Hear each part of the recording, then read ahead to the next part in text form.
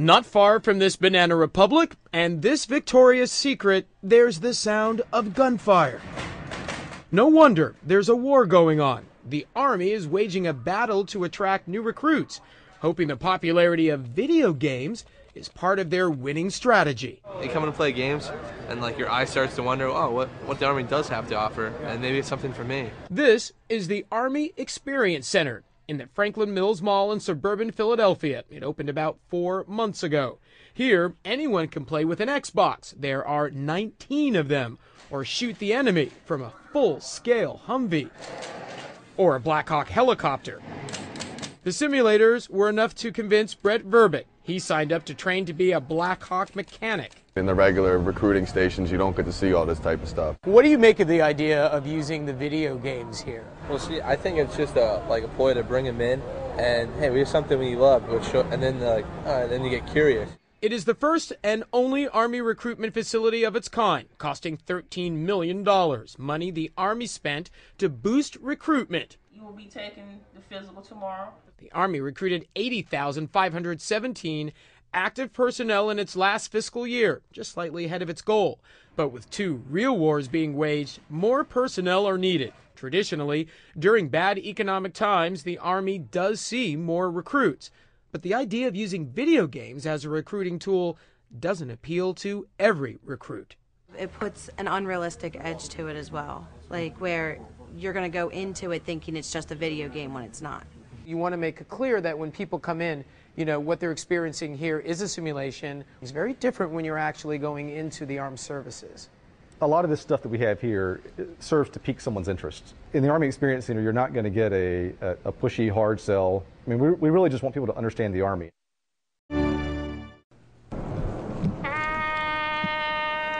Pretty much the worst day of my life.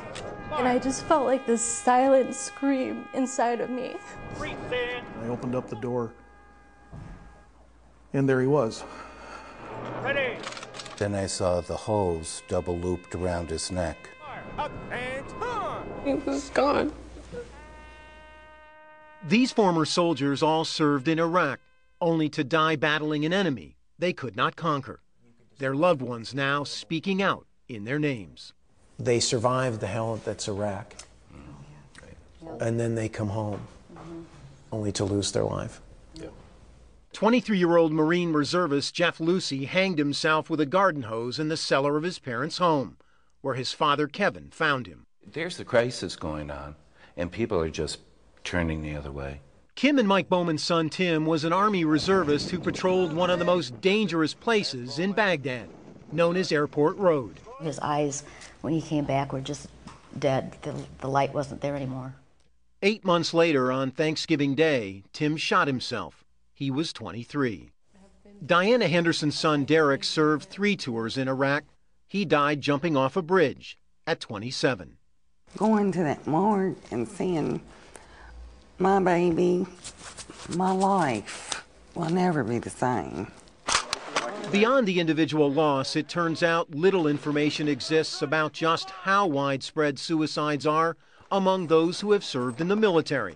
1, 2, 3. There have been some studies, but no one has ever counted the numbers nationwide. Nobody wants to tally it up in the form of a government total. Why do you think that is? Because they don't want the true number of casualties to really be known. They are suffering so much. Senator Patty Murray is a member of the Veterans Affairs Committee. If you're just looking at the overall number of veterans themselves who have committed suicide, we have not been able to get the numbers. We wanted the numbers, so we submitted a Freedom of Information Act request to the Department of Defense, asking for the numbers of suicides among all service members for the past 12 years. 4 months later, they sent us this document showing that between 1995 and 2007, there were almost 2,200 suicides, 188 last year alone. But these numbers included only active duty soldiers. So we did our own investigation, asking all 50 states for their suicide data based on death records for veterans and non-veterans dating back to 1995. 45 states sent us what turned out to be a mountain of information, and what it revealed was stunning. In 2005, for example, in just those 45 states, There were at least 6,256 suicides among those who served in the armed forces. That's 120 each and every week in just 1 year. We can see again the pattern of higher rates among the veterans than the non-veterans. Dr. Steve Rathman is the acting head of the Biostatistics Department at the University of Georgia. We asked him to run a detailed analysis of the numbers that we obtained from state authorities for 2004 and 2005.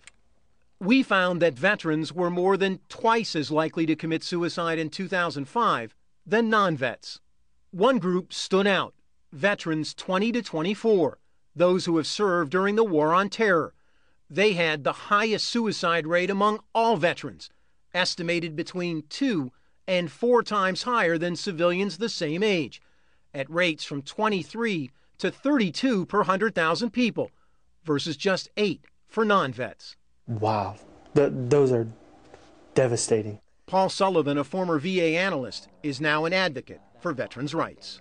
Those numbers clearly show an epidemic of mental health problems. We're determined to decrease veteran suicides. 6,256 in 2005, 120 a week. Is that a problem, Dr. Katz? You bet it's a problem. Is it an epidemic, Dr. Katz? You know, veterans, I had mentioned that returning... Yes or no, Dr. Katz? Is it an epidemic? Suicide in America is an epidemic, and that includes veterans. These statistics tell me that we have really failed the people who served our country. Do those numbers serve as a wake-up call for this country? If these numbers don't wake up this country, nothing will. We each have a responsibility to make sure that the men and women who serve us aren't lost when they come home. Armin, this is so disturbing. So why, bottom line, hasn't the VA done more to track these numbers and help these veterans, especially those young ones? Well, Katie, our sense from all the reporting we've done nationwide, they just don't want to look, because if they found what we found, they would have to deal with it, and they just don't want to deal with it. There were calls in the Senate today for the Veterans Administration to take immediate action to deal with the hidden epidemic of suicides among veterans of Iraq and Afghanistan. Our investigation revealed that in 2005 alone, 120 veterans took their lives every week. Veterans' rights advocate Paul Sullivan was a data analyst for the VA from 2000 to 2006. We call it the don't look, don't find policy. If VA doesn't collect the data, then they don't have to do anything about it. The numbers the VA does report reveal an agency struggling to cope. 100,000 vets now seeking help for mental health issues, 52,000 for post-traumatic stress disorder alone. And now, on the heels of these recent reports criticizing the VA's treatment and spending practices, come 2 more blows. Of nearly 90,000 Army vets returning from Iraq, this study released yesterday found 28% experienced mental health problems. And this report released last week says while veterans are 11% of the general population, they now make up an estimated 25% of the homeless. When you raise your right hand, you put on that uniform, you assume you're going to be taken care of.